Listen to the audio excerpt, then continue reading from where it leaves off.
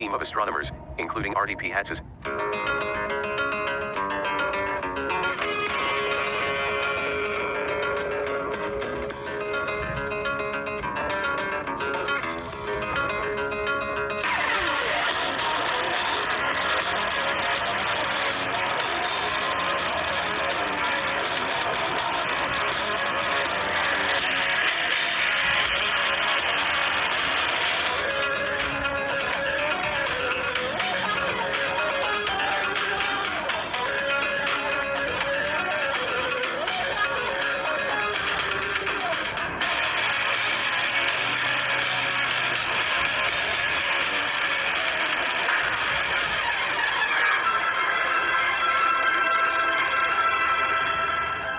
The Aldebaran Theory, A Bible of Coincidence.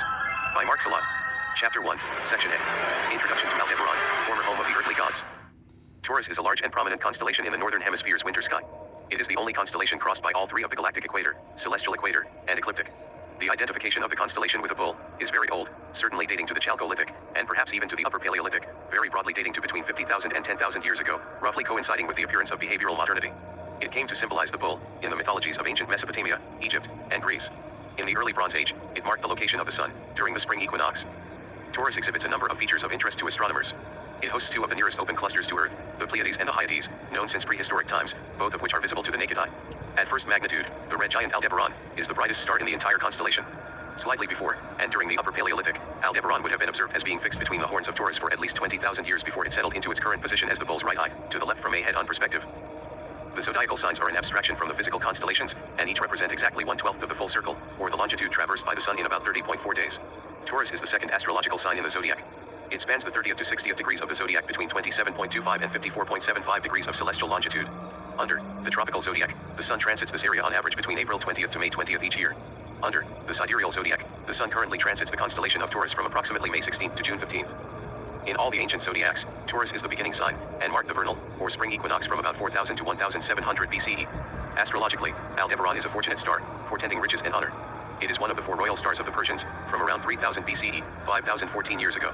These stars were chosen in such a way that they were approximately 6 hours apart in right ascension. Each of these stars was assigned to a season. Aldebaran was prominent in the March sky, and as such, it was associated with the vernal equinox. Its current celestial longitude is 09 degrees Gemini, 47 minutes as of 2006. The reason why they are called royal is that they appear to stand aside from the other stars in the sky. Throughout a year, each star is dominant for several months in the night sky, and one can guess the season just by noticing which star is dominant. Royal stars are quite rare, although in books they are often mentioned. Aldebaran was also one of the 15 Behenian stars considered especially useful for magical applications in the medieval astrology of Europe and the Arab world. Their name derives from Arabic, Baman, which means root, as each was considered a source of astrological power for one or more planets. Venus is the planet usually considered to rule Taurus. Within 2 centuries after the Assyrian king Ashurbanipal collected the Enuma Elish, Enuma Anu Enlil, Mulabin, and other cuneiform texts into his great library, the Babylonian priest astronomers had made a further refinement of their picture of the paths of the gods. In 2 cuneiform texts dating from 475 BCE, and excavated from Babylon, the zodiacal constellations are divided into 12 30-degree signs. This is the original or sidereal zodiac. Sidereal means pertaining to the stars. The sidereal zodiac is defined in such a way that the star Aldebaran, the bullseye, at the center, 15 degrees, of the constellation of Taurus, is in the middle of the sign of Taurus, and the star Antares, the scorpion's heart, at the heart of the constellation of Scorpio, is at 15 degrees Scorpio, in the middle of the sign of Scorpio. These 2 stars comprise the fiducial, or origin of reference axis, the defining axis of the sidereal zodiac, given by the remarkable fact that Aldebaran and Antares lie diametrically opposite one another and are located at the center of their respective zodiacal signs. The Pleiades, or M45, is an open star cluster containing middle-aged hot B-type stars located in the constellation of Taurus. The cluster, located between 390 to 460 light-years away, is dominated by hot, blue, and extremely luminous stars that have formed within the last 100 million years. Measurements of the distance have elicited much controversy. Results prior to the launch of the Hipparcos satellite generally found that the Pleiades were about 440 light-years away from Earth. But data from Hipparcos yielded a surprising result, namely a distance of approximately only 385 light-years, a little over twice as far as the haTHORs is from our solar system. In Greek mythology, Taurus was identified with Zeus, who assumed the form of a magnificent white bull to abduct Europa, a legendary Phoenician princess. In illustrations of Greek mythology, only the front portion of this constellation are depicted. This was sometimes explained as Taurus being partly submerged as he carried Europa out to sea. A second Greek myth portrays Taurus as Io, a mistress of Zeus. To hide his lover from his wife Hera, Zeus changed Io into the form of a heifer. Greek mythographer, Akoselos, marks the bull Taurus as the same that formed the myth of the Cretan bull, one of the 12 labors of Heracles. The haTHORs were the 7 daughters of Atlas and Ethra, rendering them the 7 sisters to the Pleiades. The Pleiades were the 7 daughters, also 7 sisters, of Atlas and Pleione. They were nymphs in the train of Artemis, and together with the 7 haTHORs were called the Atlantides, Dodonides, or Nisiades. English linguist and lexicographer from the late 16th century, John Mincheu, also considered the haTHORs the 7 stars, From Ductor in Linguas, Guide into the Tongues, and Vocabularium Hispanico-Latinum, 1617. The Greeks believed that the heliacal rising and setting of the haTHORs star cluster were always attended with rain, hence the association of the haTHORs, sisters of Hyas, and the haTHORs, daughters of ocean, with the constellation of the haTHORs, rainy ones. This is their universal character in the literature of all ages. Hyene is a Greek term meaning to rain, and is believed by some to be directly related to the word haTHORs. Ovid, Publius Ovidius Naso, called them Cetus Hyantis, after their earthly brother Hyas.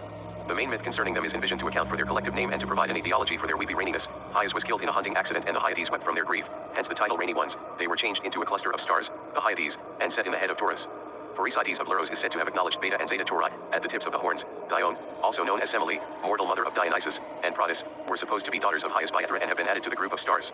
The haTHORs are also thought to have been the tutors of Dionysus in some tellings of the latter's infancy, and as such are equated with the Nisiades, the nymphs who are also believed to have cared for Dionysus, as well as with other reputed nurses of the god, the Lamides, the Dodonides, and the nymphs of Nyxus. The haTHORs, also known as Malat 25 or Calendar 50, is the nearest open cluster to our solar system, and is one of the best studied of all star clusters. Located at 153 light-years away, its age, about 625 million years, metallicity and proper motion, coincide with those of the larger and more distant Praesepe cluster, and the trajectories of both clusters can be traced back